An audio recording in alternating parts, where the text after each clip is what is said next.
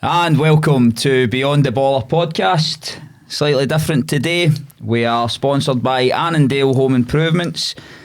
Gary's been in touch and sponsoring a number of the shows, let's say, and that's very much appreciated. Like always, all the support for everybody is very much appreciated in various formats. So we've got something different for us today. We have Darren McInally, who we are going to explore his youth career in all its glory and some of the pitfalls as well. And it's a very current story, let's say, about a pathway in football and where he is at the moment. So welcome, Darren. How you doing? Thanks for having me on. Nah, no problem at all.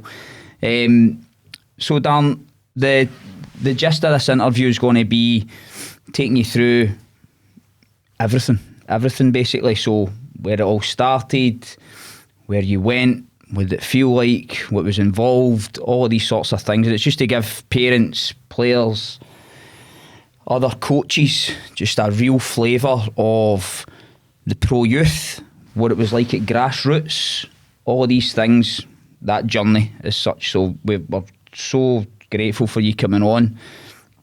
And if anybody doesn't know, Darren's in coaching with us at the moment, and he's looking to go down the coaching pathway, which is absolutely brilliant. And hopefully we can add on our expertise and advice and all of these things in that department.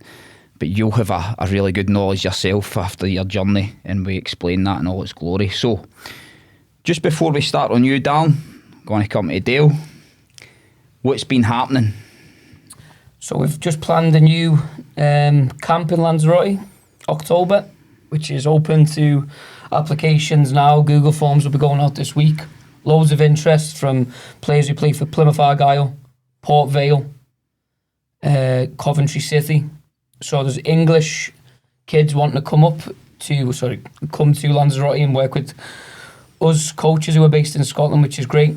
And then obviously we've managed to hit the 4K mark, what we said on followers, loads of views, 1.1 million on Facebook over the last month. That's incredible.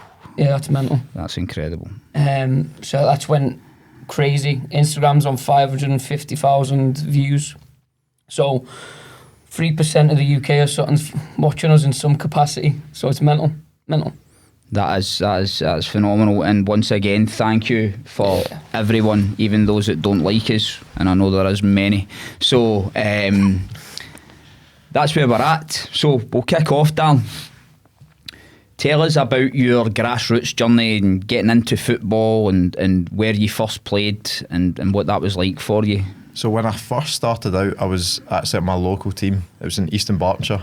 Okay. So I was actually with them when I was about 4. I would say 4 till maybe 6. And that was just playing fun fours, just having fun at that age. Do you remember it? I do actually. I still remember it to this day. It was probably one of the most enjoyable parts of my career, just playing with my pals and stuff. It was good. Was that Loretto playing field? That's exactly where it was. Right, excellent. And from that, so you're obviously starting your primary school journey and all that sort of carry on, and you're into football between 4 and 6. You're at Eastern Bartonshire. What then happened? So I actually managed to get a trial at Celtic from when I was about 6, I would say, Eastern Bartonshire. 6-year-old? Yeah, so I was at trial at Celtic, and there was like a Tory Glen scheme. I'm not sure if that still happens, but I was at a training camp for 6 weeks. Sure. With different boys, and then at the end of it, I actually managed to get into a few sessions with the actual academy. The actual academy. So was that like a soccer school that your mum and dad potentially would put you into for Tory Glen, or were you invited? Like it was an invited. Invite only. All right, okay. And that was a 6-week camp over a summer holiday period. I think it was a bit after summer holiday. I don't think it was okay. June. Yeah. So was it like a 6-week trial? Yeah, almost like a 6-week trial, just so they could get a look at you amongst other boys that have been picked and trying to see who's the best out of all that. Sure. So do you remember any names that was involved in that from a coaching point of view, and who took that? So John Lawson Actually, Okay. he was the one that was taking that, and then he actually moved to Rangers and took me at Rangers when I was younger as well. Right, So- excellent. Sorry, Tom, Oh, no, seeing, right. seeing that trial, is there any boys that you were with that went on to go through into like the So- first team?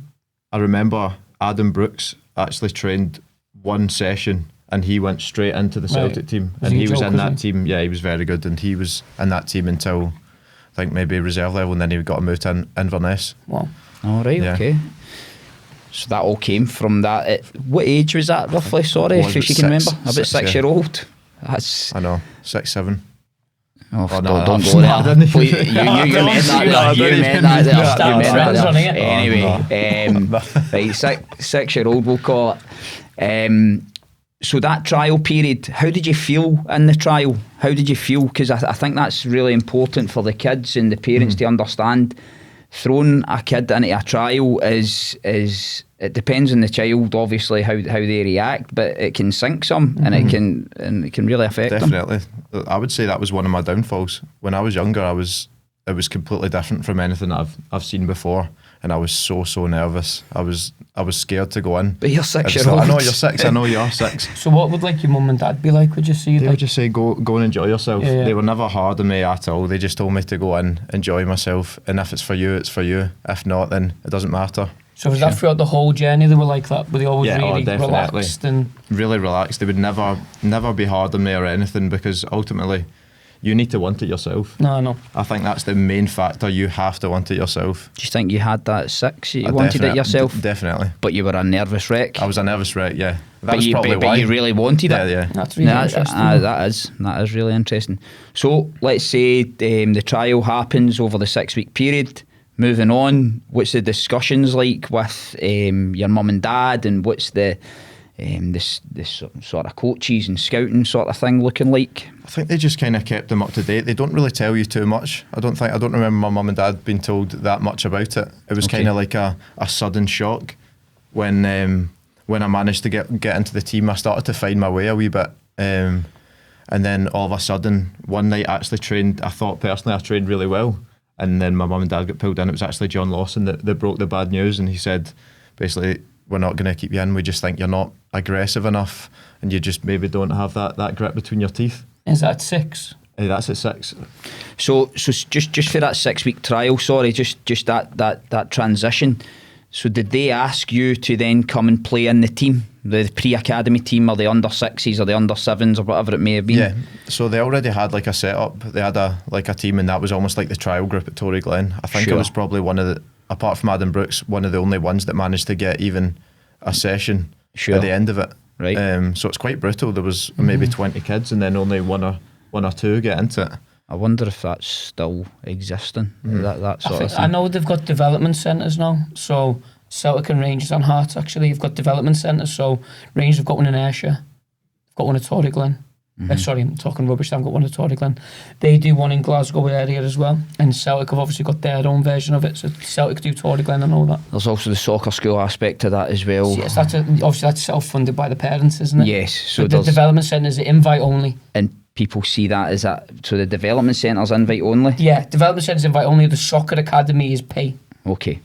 So you were invited in after your 6 week period. You're in the team. John Lawson's then said after how long was that period of time then? How long do you think? Maybe a couple weeks, probably like 4 training sessions or something like that. It wasn't that long. I wasn't in the actual team for a long time. Okay. Then Did you basi- did you notice? Sorry for cutting you off. Did you notice when you went into the team at the age of 7-year-old the difference of you going for that training session into it was Celtic? massive. I remember it, and I was probably. I began to feel like comfortable at Tory Glen training with those boys, Yeah. and then I got put into another group of boys, and they were a different level.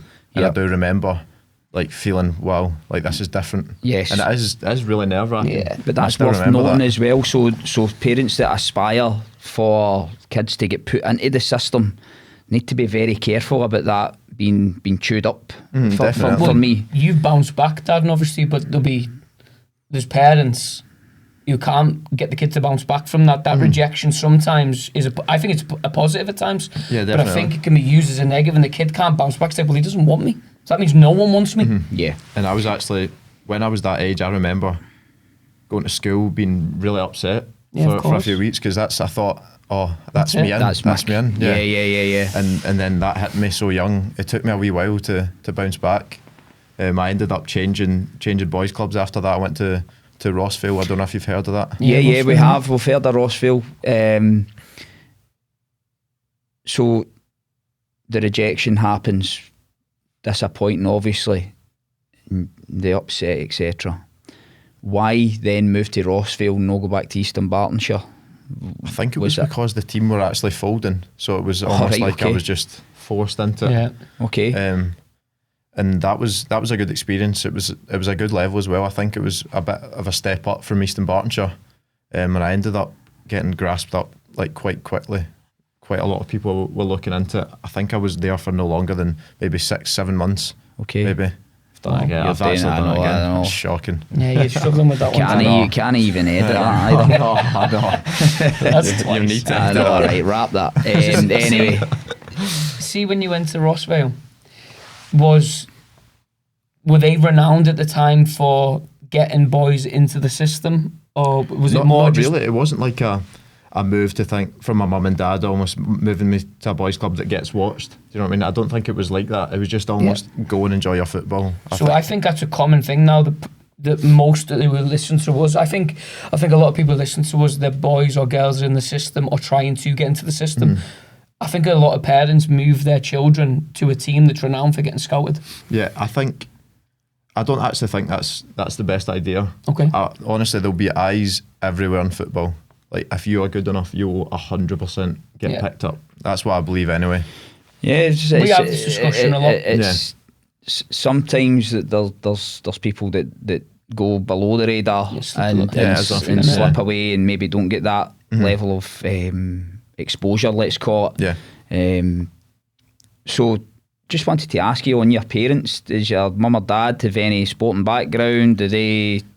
Not well. My dad played football, but not at any level. His grandpa's brother actually played pro youth. I'm not actually sure where, but back in the day he was played for like teams down south and stuff. So that's the only really football connection. I've got back to football. Yeah.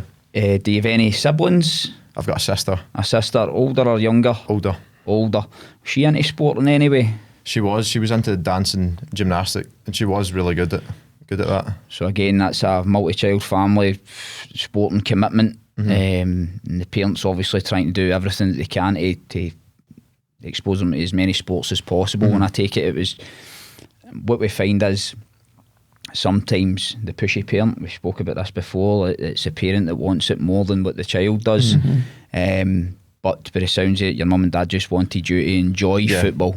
Yeah, definitely. They actually did, and I did enjoy it. That was probably the only thing I've ever wanted to do is play football from a young age. Apparently, as soon as I started walking, I was kicking a ball, and it wasn't as if my mum and dad ever forced that on me. I just always wanted to do that. Yeah, a desire within. So Rossville for, let's call it 8 months. 8 months, yeah. 8 months. 8 months exactly to the date. You're at Rossville. Who then approaches Rossville? Who approaches your parents? What happens then? So I got approached by St Mirren, I think, and Rangers at similar times, and I went into Rangers first. I had a training session, and apparently within 20 minutes my coach went off the pitch and took my mum and dad into the office and told me that they wanted to sign me. So it was quite quick. But my dad said, listen, we need to give St Mirren a chance as well. So I ended up going in and training with St Mirren.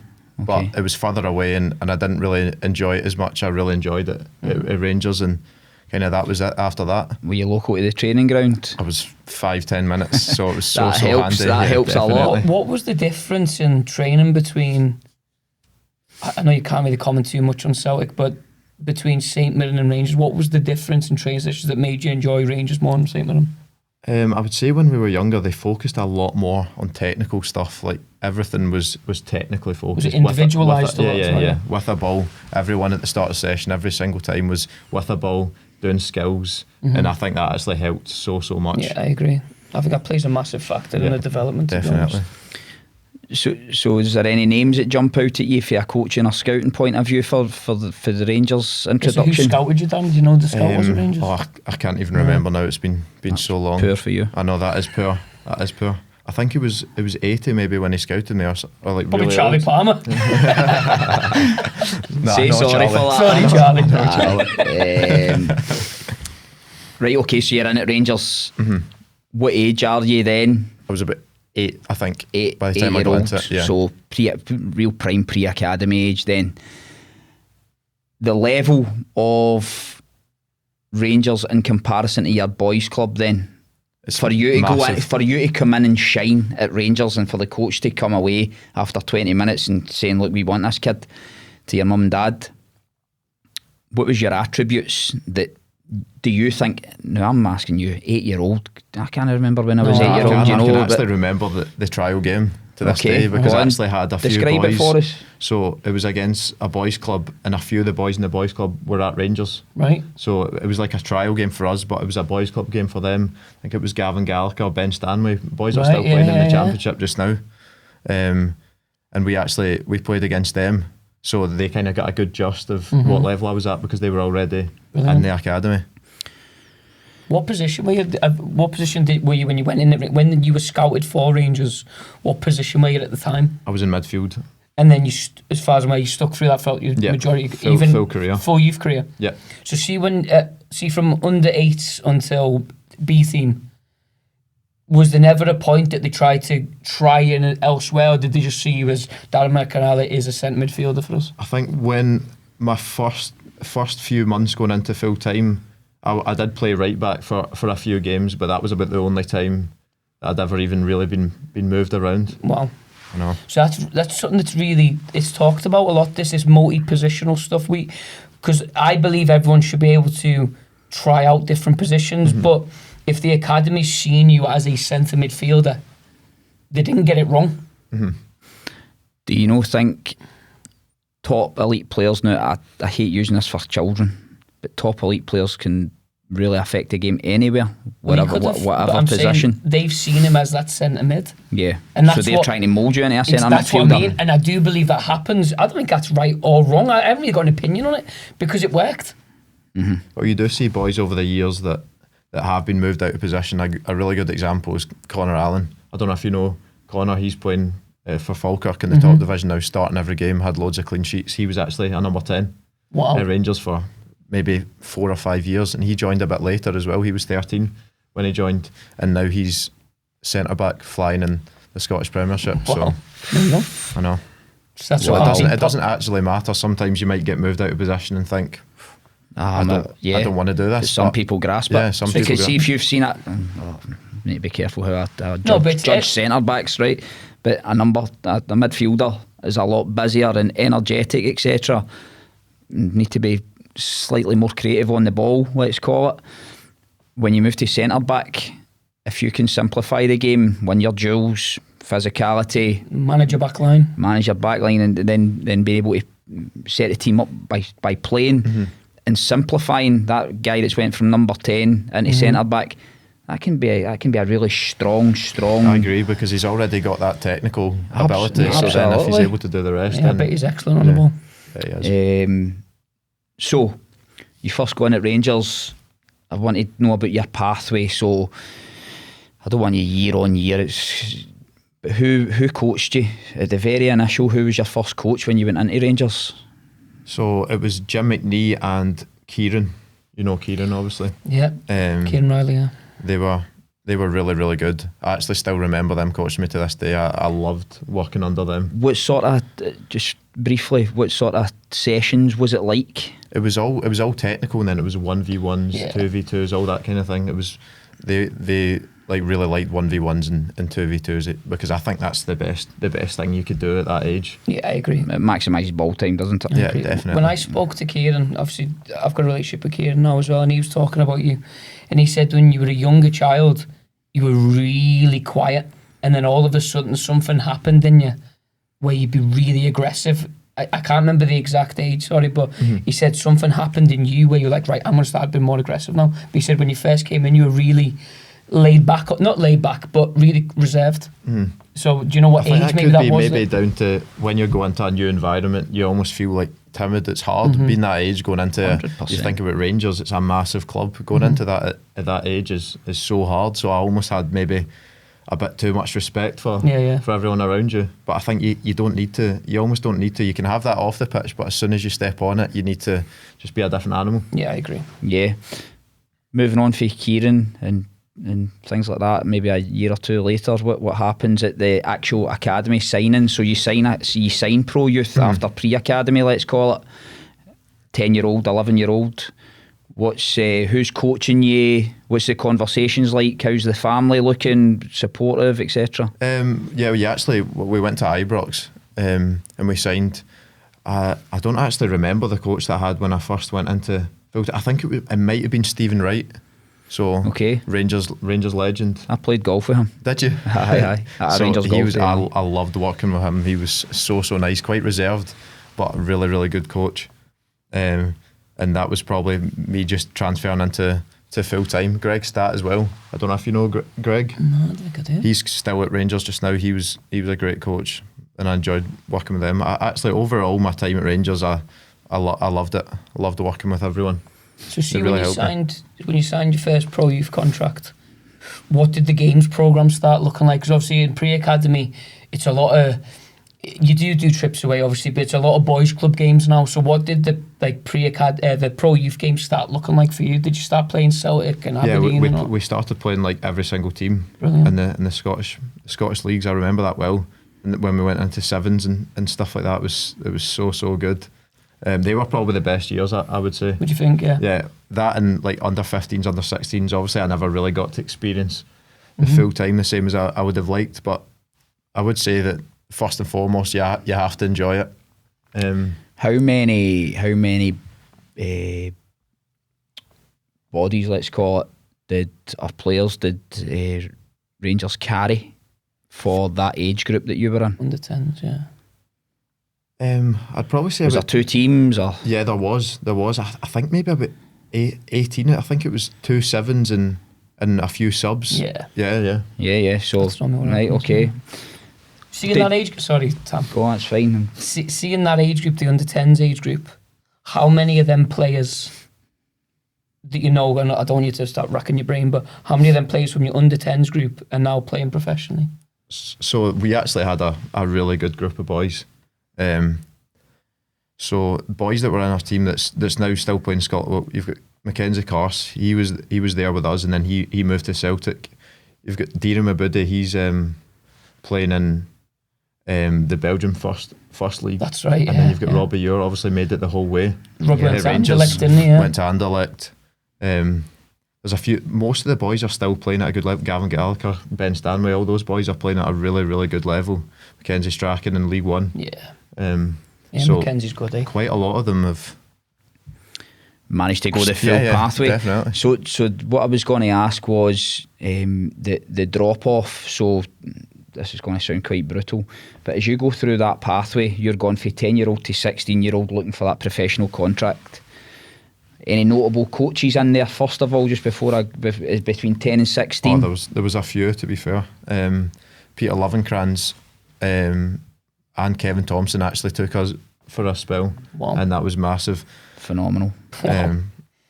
I actually really really rated them. Kevin Thompson is such a good coach. He was really helpful. What made him a good coach to you, Dan? Because you had him at the later ages though, eh? Because he was a midfielder himself. I think you can almost like listen to him.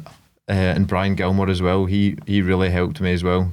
A midfield makes it so midfield specific for me, and I just learned so much when I was working under them. Is that through just discussions, or is it things that they set up in training? Is it video analysis? What a bit of everything, I would say. Okay. They do definitely have chats with you 1-to-1. If you've got any questions, they'll answer them. I was actually speaking to Kevin Thompson about a few months ago, and he was basically just giving me advice still on what to do when I was leaving Rangers, and tell me that it's good to take a step back, show yourself before you make that next step. And his advice was really really good. Amazing. I think he speaks really well, doesn't he? See, when I've listened to him talk, I think he's very he's very good with tactics. I think when you listen to him, Him and Charlie Mulgrew do a great job on the that, breakdowns. Unreal, the unreal podcast, and they both bounce off well. Obviously, Charlie's a funny guy as well, so they bounce off really well together. And I think Kevin speaks so clear on everything he means. There's clarity in every word he says. Yeah. So having him and Lovenkrands as a coach is wow. So he looks really measured, Kevin Thompson. Doesn't he look as if he gets too high and too low? And that looks to be the persona. But I can imagine in certain scenarios where he would be very, let's say, abrupt at times to get you going, forceful, you know, because I think he'd be a real motivator. Like, and you would want somebody that you would have in the trenches with you, obviously. Did you see any of that in his coaching sort of Definitely. side of things? I think every single one of the coaches that I had definitely had that side where they could get that bit out of us. I think that's important to have that as well. Well, Kevin Thompson definitely did. And it's not a fear factor. I think it's a motivation. It's a motivational factor, isn't it? Sometimes you need that. You need that little push. We all do. Yeah. In every walk of life. So you've had these coaches, sorry, I'll go back to the pathway between 10 and 16. You're obviously forming bonds with the players that come in, and there's 18, 20 players in your age group. I'll not talk about mixing the age groups just yet, but you'll have that pathway 10 to 16. Do you notice people dropping out, not to come back again, and then replaced with another player? Did that happen regularly? Quite a lot of people that come and go. Obviously, during the years, I've seen a lot of people. So maybe 5 of us made it out of the original 10. Initial 10, and obviously you've got loads of people that come and go alongside that. It's brutal. It really is. Yeah, it is. But Darren, you know, it's got to be brutal. No, definitely. Because although we talk about the grassroots club's got to pick up the pieces when on the release, sometimes it's not the right fit. So I think it has to be brutal if you want the top players to be at your academy. I think it needs to be brutal. No, it does. It does. It's almost that element of you need to win as well. I think you should be. So that's a good point. So see, what age at Rangers did it start becoming winning? Still about your development, because I think all the pro youth clubs are still looking to develop. But when did it start becoming right? You need to win. I'd say we were always advised to win. Like, play for Rangers, you have to win, and that's what the fans expect. That's what they always said to us. But properly, probably when you're starting going full time, if you don't win, the likes of Craig Mulholland, he was so big on that you have to win if you want to play for Rangers, and that's what you need. You actually need that. Do you think that's a mentality driven into the players to say then if you're going to succeed here, you need to have that mentality of bridging that gap between the pathway and into the youth team, into the first team, from the youth team? Yeah, I think you definitely do have to have it. It was almost at the point where at 16, under 16s level, we had such a good side and we were winning every single week to the point where we didn't even celebrate it anymore. Right, okay. And anytime we lost, it was so unnatural. Was it? Yeah. And we all had that mentality to win, and if we didn't, it was like almost the end of the world. Yeah. So through your pathway 10 till 16, you talk about Kevin Thompson and you talk about Lovenkrands, sorry. What was there shaping involved? When did shaping into your 11-a-side stuff all happen, and how did that look? How did the coaching look for that point of view? I'm interested to know that. This is because a lot of coaches watch. I do remember it was heavy, like a lot of analysis started to come in at like 15s level. Brian Gilmore was one that I just remember. I think there might have been a lot more, but he was really, really good at looking into the details and setting us up. And that's what actually I think made us do so well, because it was so well coached through that whole season. So was that to do with spaces on the pitch? Was it to do with distances? Was it to do with your position? Was it to do with what you could have done better? So we had a 4-3-3. We played the 1-6 and 2 8s, and then we had a right wing, a left wing, and a striker. And basically our wingers like to come inside, so they almost created like a box shape in the middle, so it was the 2 8s and the 2 10s, and they used to bounce off each other and create. And Robbie Ure was the number 9. He used to score. Scoring for fun, tons of goals. Yeah, scoring for fun. Generally. So see, I'm always intrigued this because I never played at a very good level, but I got no tactical knowledge given to me ever in football. So when you were like 13, 14, I'd imagine that's when it probably started creeping in. Could you grasp that quite quickly, or did they break it down easy enough for you to grasp where I need to be as a centre midfielder? Yeah. Obviously, it can be some different styles can be harder to grasp than others, but I would say we did pick it up well, especially being in the system for a while. See, if you're in the system for a while, you kind of understand what they want. I'd already been there for maybe 4 years. It's probably the boys that are coming in, and it's new to them. It's probably a bit harder for them to understand. Yeah. When they've not had that positional coaching from really young. When you talk about different styles were a wee bit harder, break that down for me. What do you mean different styles? So we would always like maybe change that 4-2-3-1. Okay. We would have like inverted fullbacks. We would like the 8s would drop out to fullback, stuff like that. Different way they want to play. So that would be age 14ish, sort of around about then, 14, maybe 15? Maybe a bit older. A wee bit older. Inverted fullbacks and stuff, probably a bit older. Okay. But just positional changes and stuff, a bit younger, yeah. So when you were playing a 4-3-3, was that because at the time that's what the first team were playing and you were trying to mould? Right, okay. So that's what we always tried to do. That reminds me actually at 14, 15, 16, we were reciprocating pretty much whatever the first team done. Yeah. Okay. Who was the first team manager at the time? Do you remember? I think that could have... Was that the start of Steven Gerrard? I think it could have been Gerrard, yeah. Okay. I think it could have been. So, how do you remember Steven Gerrard arriving at the club? I do. I actually do remember. The academy side didn't really see too much of him. Okay. I think that's almost good because it's almost like, wow. And the right to even speak to him because he's obviously such a big name. I think the atmosphere in the club just changed. Yeah. Everyone knows what he's done. You want to prove yourself to him. Well, you're a centre midfielder as well, exactly. So you're I know he's who you watched when you were growing up. Mm-hmm. Yeah.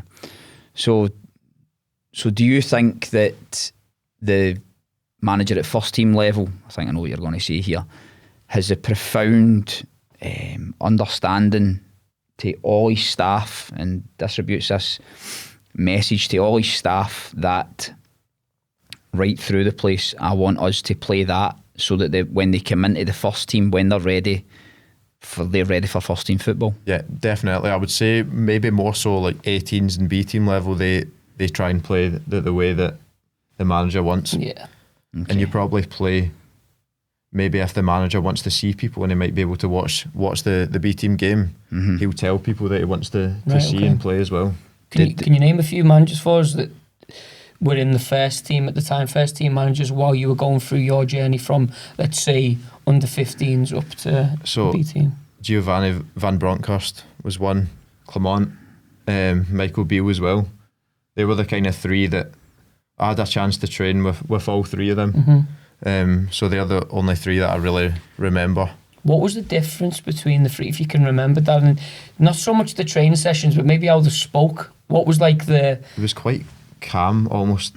Gio's like coaches were one of them was like really, really calm, but it was so focused on left foot and right foot and passing drills. You had to use your left foot at one time, and if you took a touch with your right foot, they weren't happy. Right, okay. Clement was quite physical. It was hard graft. I remember I was trained one session. It was so hard. Physically demanding. Yeah. So you promoted to the first team training session that time then? Is that why you were promoted in with these guys? And how many is from was it the B team at the time? So I wasn't a regular at all. I probably trained only a handful of times with the first team. But there was more regulars such as like Cole McKinnon, Aaron Lyle. They were a year older than me, playing in midfield, so it was hard to, even Charlie McCann, it was hard to push past them when they were doing so well. And I trained obviously back when Barry Ferguson came back for the first time, and I thought that was a great session. Was it? Was just, they went back to the basics and just done the simple things. I think it was it was almost just throwing it to each other, volley, and everyone was having a good time. A simple 3-person passing drill, then just straight into a possession, and then 7v7v7. So with one team off, it was so good. I really enjoyed that. I think that's what we sometimes forget as coaches, and obviously I'm not talking about what Barry Ferguson does at Rangers here, but we forget what the game is, don't we? I think sometimes we forget that the game is about you against the other person. And I think everyone loves a 5v5, a 7v7, 11v. Everyone loves playing games. And I think sometimes we hate passing drills. It gets boring and repetitive after the time. There's a time and a place for it. But I think we forget what the game is. Yeah, and I think passing drills are massive. Oh, 100%, damn it. And Cam, just on the UV, like another person, Cameron Campbell, he took me at 18s level, and we used to do games that was like you versus a player in your position, and you were only allowed to tackle that player. Wow. If they beat you, they can go the whole length of the pitch. No one else is allowed to touch them. So that's the kind of stuff. And he hasn't done bad for himself, has he? And he's now first team of Spurs now. First team of Spurs, and he was a great coach. Even though he was really young, He but was he was young, so good and controlled the dressing room really, really well. Sorry, Tom. All right, I mate, don't want to keep jumping in. It's all right, on you go. But you're boring. See, sorry. What age did you think I've generally got a chance to be a professional football player here? What age was that like? I would say it was really young. I always thought, like, I could tell when I'm playing with my classmates and stuff that I had a bit extra than them. I always knew that I could play football. Everyone used to tell me that, even from a young age. I would say you actually do know that you've got a chance from really, really young. So what age, like 10, 11, maybe? Probably 10, 11, 12. Even late primary school, I think you can tell that you've got it. And what was your attitude like, though? Like, I'm always intrigued to know, because you hear about, I use Wayne Rooney as an example, which is closer to home, but he used to have this persona that he knew he was better than it. Like he'd make people aware that he was better. So a little bit of arrogance. What were you like? I wasn't really like that at all. I was probably quite quiet, to be honest, in the dressing room. I didn't really say that much, but I always done everything right. Like attitude wise, I put absolutely everything in it, and I gave it my best shot, to be honest. And did you go to Beauclair? I went to, so that was my school originally. So I just got lucky. So I still had all my school pals previously as well, which was good. Right. But yeah, I really enjoyed that. That was a good setup. And what was the curriculum like? Like, what were you like in terms of your football? How much football would you play at Beauclair? So we would train after school pretty much every day. On the Tuesdays and the Wednesdays, on the Tuesday morning you would train the first 2 periods, and then on the Wednesday you would train 1 period after lunch, and that was the same throughout And was the year. that part of the PE curriculum, or did you do additional PE as well? That was you would just miss one of your classes. Right, okay. You then on a Thursday would miss, it was day release it was called, so we would leave at lunch at 1 o'clock, go back to Murray Park and do a couple hours of training. That was so good. Or we'd even do swimming and futsal. So see if that wasn't taking place, do you think you become the player that you turned into? I actually don't think so. So I remember Boydie was heavily involved in the school at the start, and he done loads of like touches of the ball, technical based work, skills and stuff like that. And I honestly think from that point on, that made me a lot better. Who was that? Sorry, Dan. Alan Boyd. Okay. He's still there now, isn't he? He's really well respected. Yeah, Okay. I think. Yeah, I learned a lot from Boydie, definitely. Right, some controversial questions, okay, just before we go on. Brace yourself, yeah. Who was the most talented player you saw who never made it? I know. That's I'm hard. going myself.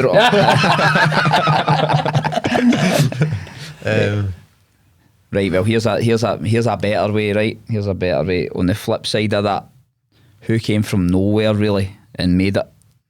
Who was sort of, you'd go up Middle of the group. middle of the group, aye. That is a tough one. Come on, Well, man. if you go with Cole McKinnon, he probably entered the pro youth setup at like 15 Wow. or late. Well, he he'd was never really been at late. pro youth No, until he he's was 15. never. So if you look at him, he literally went on and made his debut and scored. Is it Hearts? Yeah, we had Sam Lovey's a good one. He was a left back for us, and he was amazing, played every single game for us for years, and he's now not playing football anymore. So that's That's that could be one amazing. as well. That's the sort of stories that I was looking for there. Yeah. That guys that have excelled all through that time, and then for What whatever. happens, Dan, in your opinion then? So I don't want to use Sam as, I don't want to isolate Sam Lovey as the example, but because there'll be so many more than that. It's actually Yeah. more common than not. What happens? How can they start every week from under 10s to under 16s, star player, captains at youth level? Getting What taken out of happens- school to train. Yeah. What happens at that 17, 18, that really crucial stage, 17, 18, what happens that they don't break through or sign somewhere else? I think that you get to the point where the club can start paying money for players, and then at that point, once the club's paid money for a player, you almost, even if you're better than them, it's hard to get ahead of the player, I think. One of a good example is, well, Adam Devine was flying with the first team, then Rangers signed, is it Sikowski, the other Polish right back, and he was probably one of the only ones that I've seen get ahead of him. He managed to get back into the starting lineup and going again. I think it's almost against you when you get to that 16, 17, when they start bringing boys down from down south, from abroad. If the club's invested money on an asset to come in, they don't see the youth player as an asset, because much as they've nurtured them all the way through their career, they've had an outlay of a certain amount of money and they need to get value for that outlay. So then you would be then superseded by that asset that's cost money. Definitely is a lot of politics and stuff like that that's involved. But that's just, it's a business at the end of the day. They're trying to, if they've spent money, they want to portray that they've done well when they've spent money. So we asked a question, Darren, right? Tam asked me a question the other day about what does a academy manager's success look like? And I said, I think success is if you can break through, but also if you can sell. Yeah, definitely. Because at the end of the day, you're an asset for Rangers. When you come through, you are still a number, as harsh as that'll come across, but you're money to them. Mm-hmm. So if you, obviously we're going to get into the horrible side of it with injuries, but we're going to do that now. I just think that you are still an asset and a pawn almost to sell. Yeah. As cruel as it is. Yeah, I think that should be the goal though for the club. I think that they've probably wasted opportunities to sell boys when they were at their peak. I think Rangers probably could have made a lot more money out of certain boys if they'd let them go. I also think that managers are reluctant to play youth team players because there is assets there. Yeah. And I don't know how the manager views that. If it's an asset that's been bought previously by the board, and there's a new manager comes in, does the manager say, no, I like that youth team player, can I promote him in? Is a youth team player going to be worth more if I play him for 10 games? But it's a cutthroat business, as we know about winning. There's a whole it's a lot. You conundrum regarding that. You definitely need so much. I think Scottish fans want to see Scottish players come through. I think if you asked anyone of any club and say, would you rather a young academy boy come through, or you spent £3 million from a B team player under 23 from London? Curtis and Ant-Man's the prime thing there, isn't it? So was Finlay Curse? Did you come through with Finlay? He was a few years younger than me. But Finlay's one that didn't actually play up that often until he hit a point where he just went up and he was flying. So and I remember training with him and I was thinking, wow, he's came on leaps and bounds and he's just ball striking and everything. He has a really good player. Very good. Feet. Yeah, and he's got a great work ethic as well, and he's a leader as well. So Dan, I know this is probably quite tough for you to talk about, but your injury record isn't great. Isn't great. Let's be brutally honest. What happened in the first instance? So I'd actually never really had any injury in my life until I hit full time. So at 2 months full time, I tore my ACL in my right leg, blocking a cross. And at that point, I didn't really know anything about anything like that until I actually researched it after it happened. The physios told me a complicated name, and then I was I remember going into my mum and dad's room saying, I think I'm going to need an operation for this. And I didn't actually understand how long it was going to be, and that's 9 to 12 months out at 16, when all you've ever thought about is football your whole life. And you've had 2 months at it. Yeah, and I've had 2 months at my full-time thing.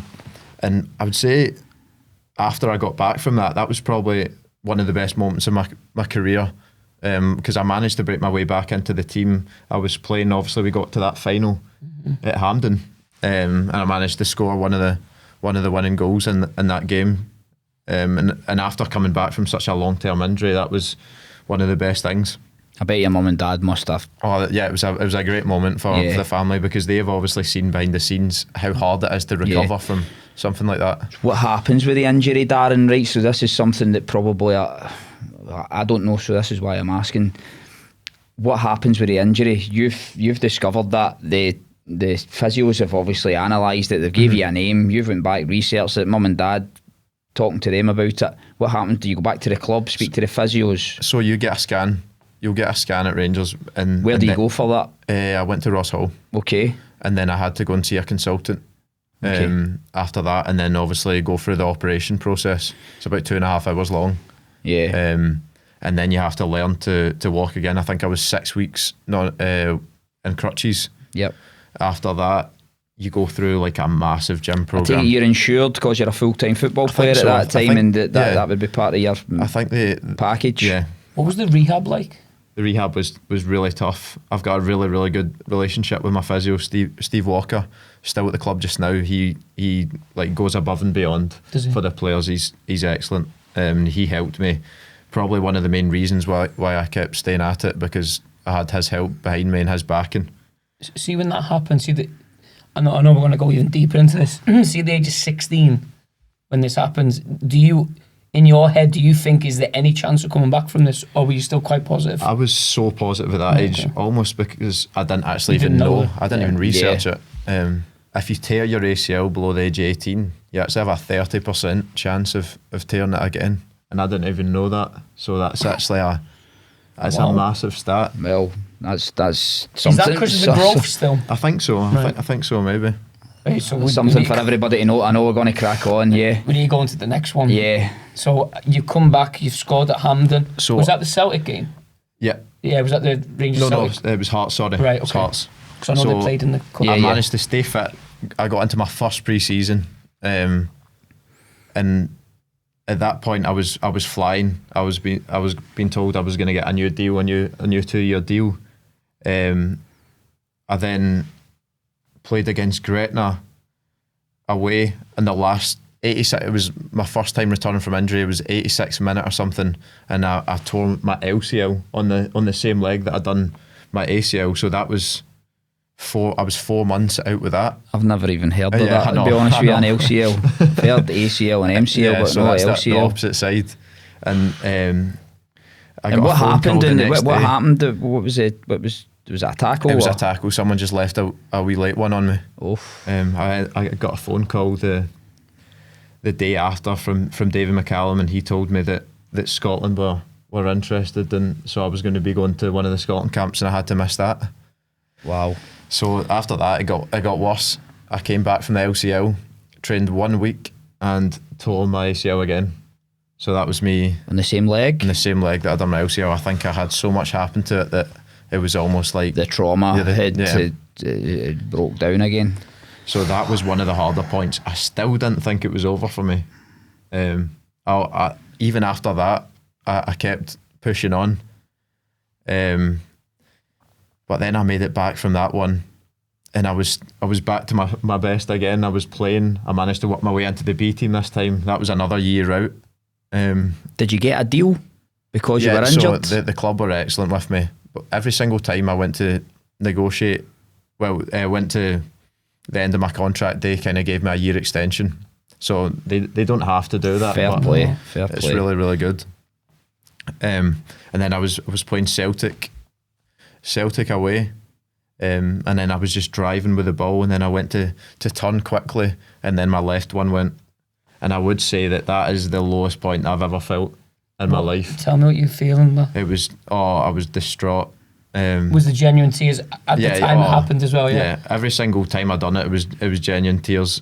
More so the second and the third, because I know what I'm going to have to go through this again. But it's excruciating pain at the same time. Yeah. See, when the third one happened, do you know straight away it's an ACL now? Yeah, I knew straight away. And if you do it, you know exactly like I've done that. it. You've done it. Have you done it? Am I right knee? So you do know, don't you? And that was brutal. More so the third time, I'd say, because I thought, you know what, this might not actually be for me. And that was the hardest bit. That was probably harder than the rehab of the injury itself. That everything that I've worked towards, put absolutely everything into, it can just change like that. That's what I was going to say. I don't think people realise that when you were going into the system, is that your aim was to become a professional football player. I think a lot of boys still go in and don't actually want to become a professional football player. Yeah. You put every minute of every day into becoming a professional, and it's literally been taken away from you. Yeah, almost 3 times. Yeah, exactly. It's an unbelievable injury story, to be honest with you, buddy. And it's no nice speaking about it. I can tell with the way that you're describing everything. There's real emotion there. Yeah, definitely. So see, once it's happened, sorry Tom. Okay.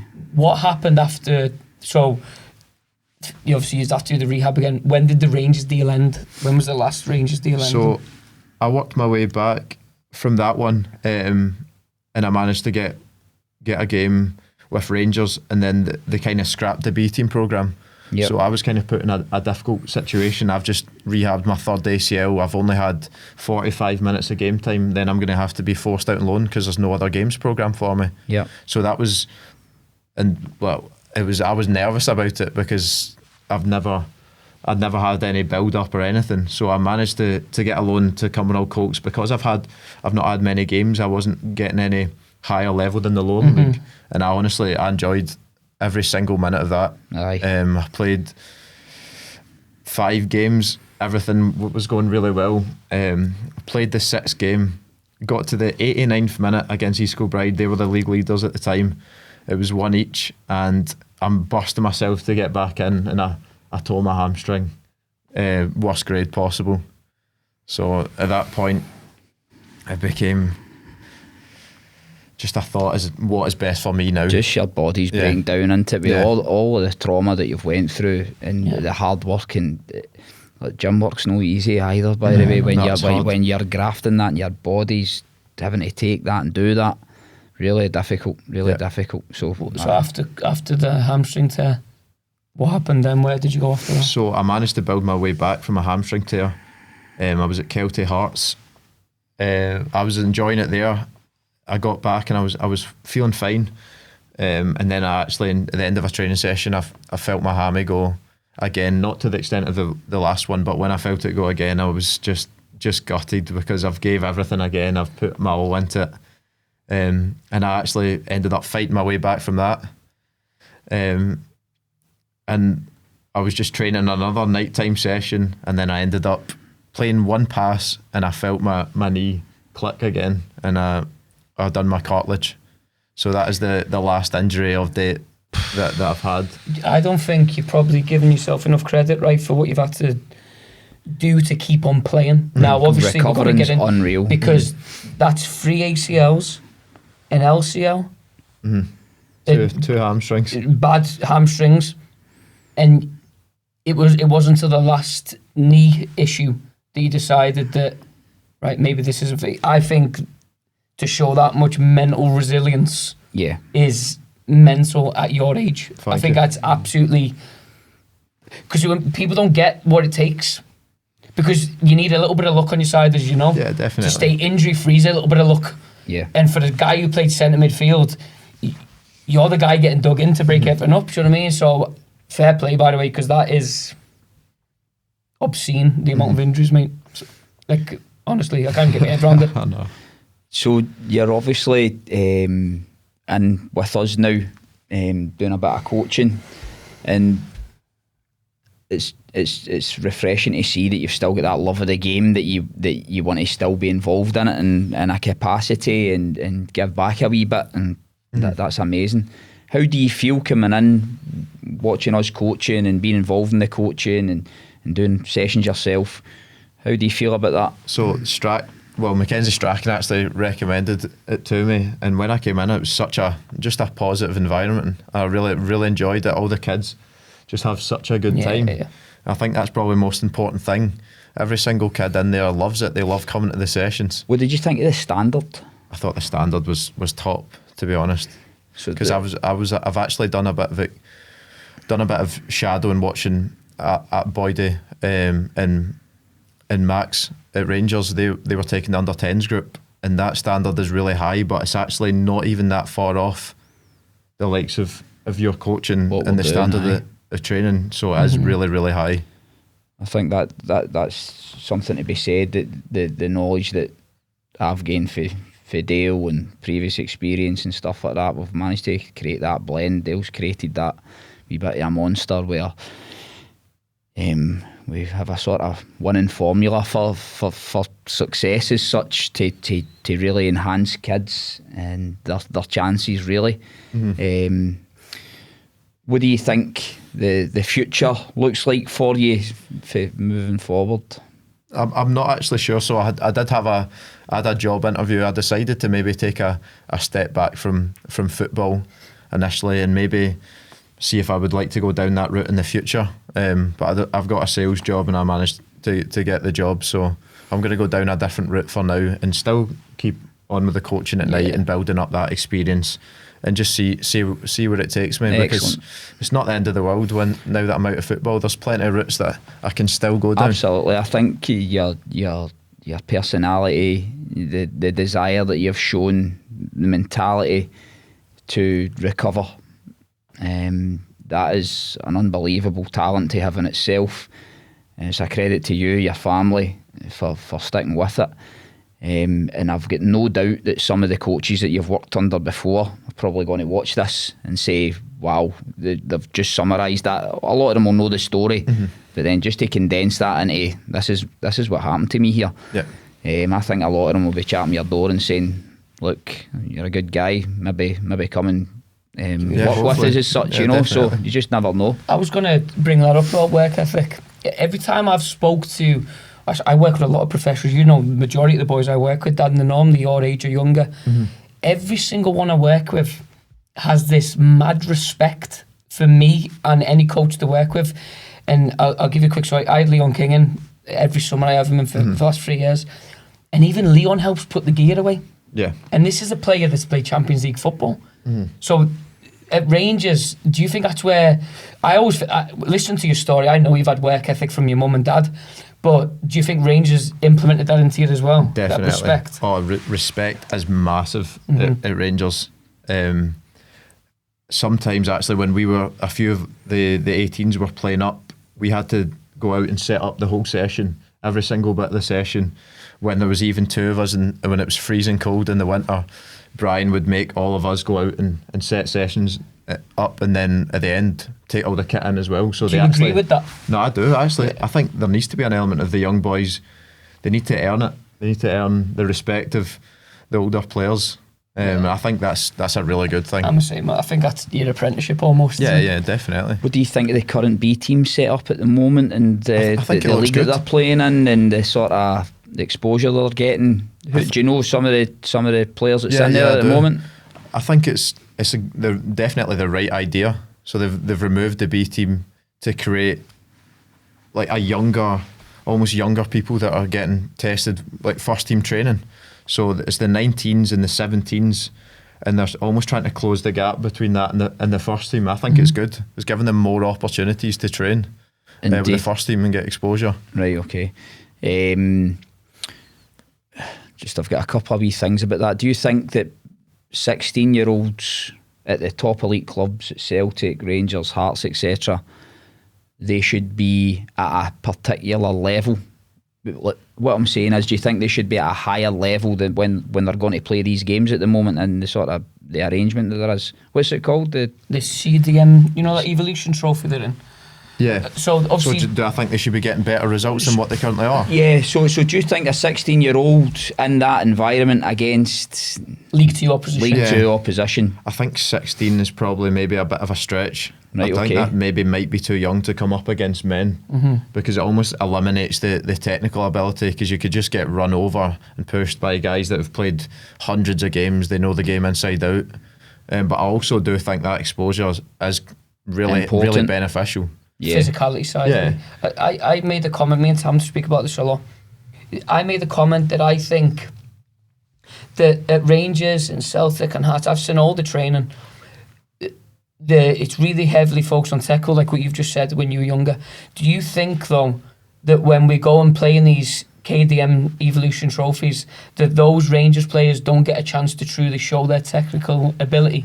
Because the league table just now, and this isn't a slant on the under-19s, far from it, they're on -10 goal difference, played 6, lost 6. Yeah. So are they developing as football players technically? Physically, I agree with you 100%, but technically, are they getting a chance to display what they've got? I would say they would probably get more technically if they were going to play teams in Europe, such as we've played teams in Europe quite a lot, like Monaco, stuff like that. That is more a test. Yeah, more of a test technically and tactically rather than physically. And I suppose it's easier to control the tactical element than it is physical because that's out of your control completely. Yeah, 100%. So it's all to do with this blended approach, isn't it, regarding what's going to make the footballer. And I had a wee thought there just about what was I take it you went to experiences on your pathway down south. Did you have real success going down? Yeah, we down did. south. So we had a really strong group of boys. I said previously, we used to do really, really well. Do you remember anybody that you played against? So we played against, I don't know if you know him, Carlos Forbes, his name is. He's playing, I think it was at Bruges. I think he's at Club Bruges just now in Belgium. And he was playing for Man City against us. And we actually beat them 2-1 at Murray Park. So we've played against a lot of good age groups. Just nobody that you can remember to note, but you'll not remember everybody in the opposition team as a youngster. But that's then went on and had professional careers and probably is one, but I just can't think. We talk about that pathway though. That the English seem to have a better pathway, and this is why I'm going down the road of that KDM trophy. So obviously the youngsters getting more exposure to play League 2 teams, etc. Great, fantastic. I'm just wondering if there's any further way that we can bridge the gap, because England seem to have that under 23 set up, and obviously finance comes into things, etc.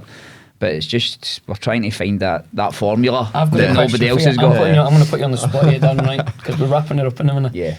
Who's the best player you've ever played with at Rangers?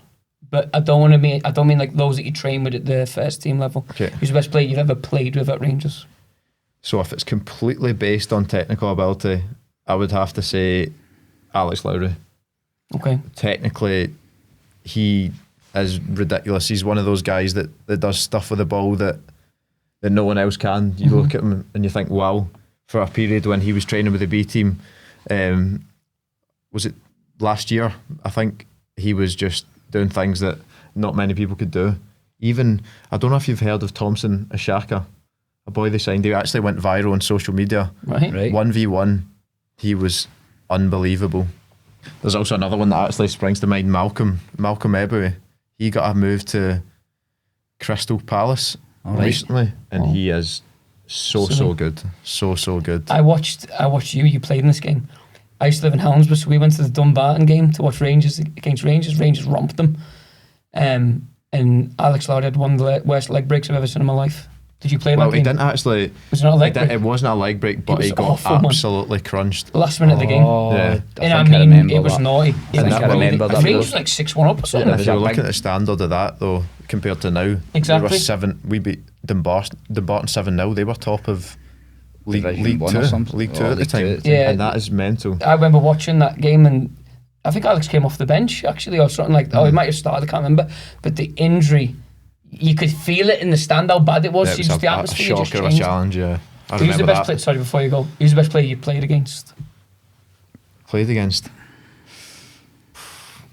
They're all praying, Andy, for a little tag or something in the watch. Oh, that's, Josh Adams. This is one you probably might not know who he was, but he actually got a move to Man City. Well, at 16s. He was ridiculous. I thought he was so good. What was his attributes? What was he? Technically, drop of the shoulder, I would send you flying. He was ridiculous. Was he a good ball carrier? Yeah, he was like a number 10, and I was playing like 6 at the time. Yep. And any time I played against him, I was dreading it, to be honest, but I You enjoyed didn't do it. your ACL, did you? No, I never. I think that ball carrying thing's an art in itself, you know. You've got guys that are absolutely unbelievable at it, but you've got other things. And I've got one last one. Go on. See, when you went to train with the first team at any stage, regardless of manager, did you notice was the difference compared to B team? The speed change is honestly massive. It's just so sharp. The time that you get on the ball is, when you hear coaches maybe saying take 1 or 2 touches, when you're younger you don't really realise the benefit of it, but see, when you get into that environment you have to know what you're doing before you even receive the ball. And would boys go through you in training? Yeah. The boys will get after you at the first team level 100%. I'd say more so than academy level. You get no time and they take no prisoners, but that's the way it needs to be. I watched that, you sent me a picture and it's Iggy man behind Darren. And Darren's legs are massive, but big Iggy man. It's twice the size of me as well. I've been in the gym for 3 years. Last thing, what's the best piece of coaching advice that you've ever received? That's a great question. That's a good question. You can simplify it. I know I'm putting you in the spot, but you can simplify it.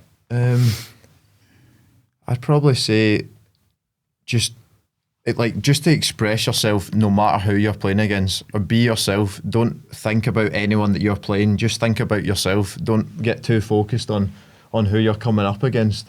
And Brian actually said something like that to me, like, just focus on your game. If you do your game right, then you'll do well. You've won your battle, haven't you? Yeah. Okay, Dan, that's been phenomenal. Thank you so much for sharing your journey and all that's going on in your life and that's went on in your life. I hope everybody's enjoyed listening to that story, and I hope we've maybe highlighted some of the issues that maybe don't get spoke about enough, and a real true story that's current. So thank you everybody for watching. Again, thank you to Annandale Home Improvements Windows and Doors for sponsoring us, and we'll see you again shortly. Thank you. Cheers. Thanks for having me on.